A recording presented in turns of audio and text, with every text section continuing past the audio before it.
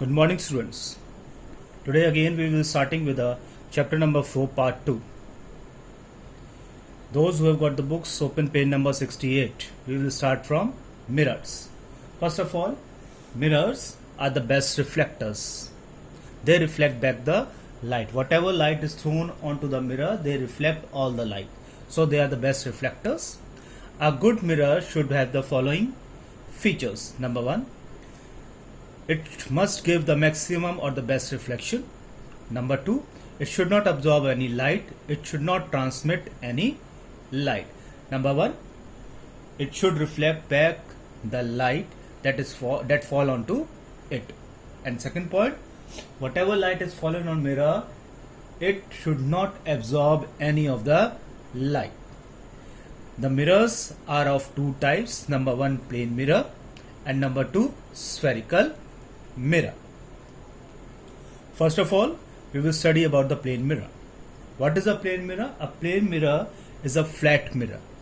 It is similar to the mirror that you find in bathrooms and the dressing rooms. Those are normally the plane mirror. The shape of the mirror surface affects the image seen in the mirror.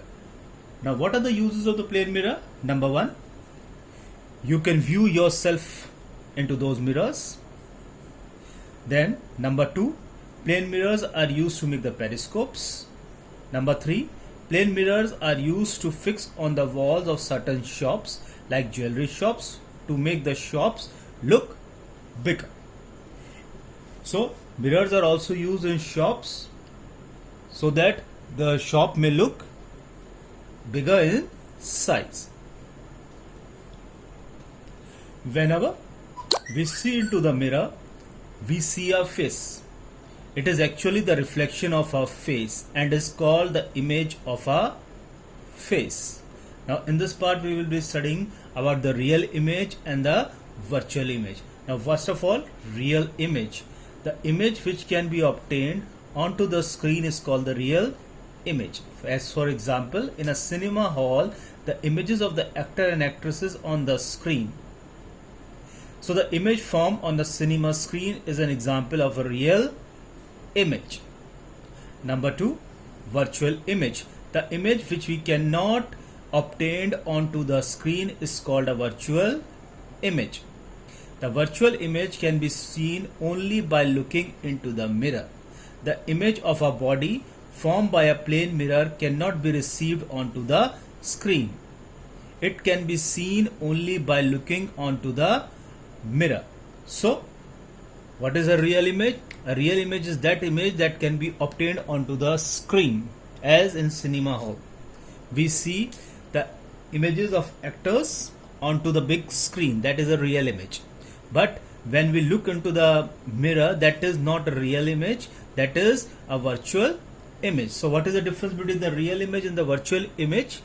Number 1, a real image is formed by actual intersecting of reflecting light. Virtual image is formed when reflected rays appear to meet when produced in the backward direction. Real image is obtained on screen, as in cinema hall, whereas virtual image cannot be obtained onto the screen. A real image is always inverted. Inverted means left becomes right. Then a virtual image is always erect.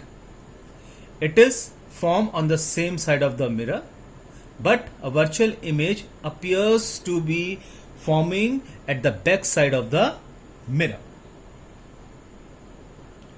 Now we will study about the characteristics of image formed by a plane mirror. What are the characteristics of the image from the plane mirror?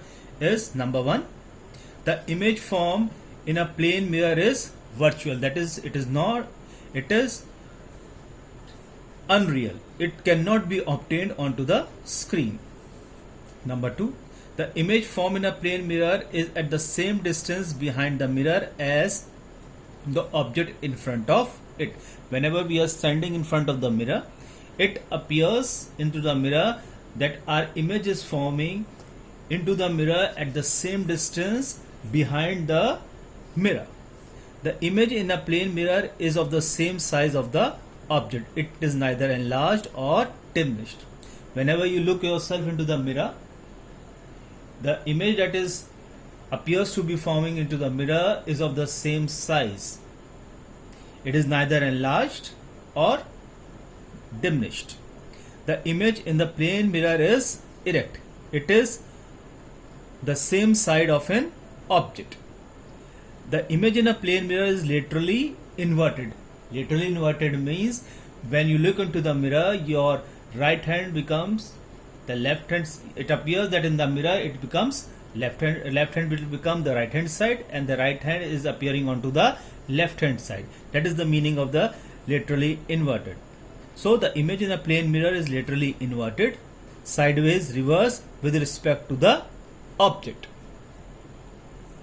Now we will study about the primary colors of light. Now, as we all of know that all the colors are made basically by three colors, that is the red, green and blue. Any three colors that produce the white light when combined with the correct intensity are called the primary colors of light. The most common set of primary colors are red, green and blue. So these red, green and blue are the primary colors which on mixing will make the other colors. And while we mix red, green and blue, it will become the white light. It will produce the white light. When we mix red light, green light and blue light together, it will produce a white light. Now, what are the secondary colors in light? The colors that are made by mixing of two primary colors in equal intensities are called secondary colors. When we mix any two primary colors together in equal proportion, that will become a secondary color. For example, red light and green light, if added together, will produce the yellow light. Similarly, red light and blue light when added together will produce the magenta light, and green and blue light added together will produce the same light. So, after this, the complementary colors of light and color addition and color subtraction you will not study over here, and complementary colors and color subtraction also you will not do. We will start with a rainbow. That is not in a course. Now, what is a rainbow? All of you must have seen a rainbow after rainfall. It is a band of colors in the sky extending from violet to red is called a rainbow. A rainbow is formed by reflection and dispersion of sun rays through raindrops. A rainbow is a natural spectrum which appears in the sky after rain. The sun rays are dispersed by the water droplets present in the atmosphere. The water droplet act as a small prism which reflect and disperse the sun rays falling on them. The sun rays emerging out of the water droplets are refracted again. A rainbow is always formed in the direction opposite to the position of the sun. Although the sunlight appears white, it is composed of 7 colors. The color in a rainbow are constituent colors of sunlight. Now see, suppose this is a raindrop. When the sunlight falls into it due to refraction, it changes its angle. And after changing its angle, it inside the drop. Now this drop is acting like a prism. After changing the angle, it falls onto the other side of the raindrop and it reflects back the light. And after reflection of light, the white light disperses into 7 colors. This is how we see the rainbow in the sky.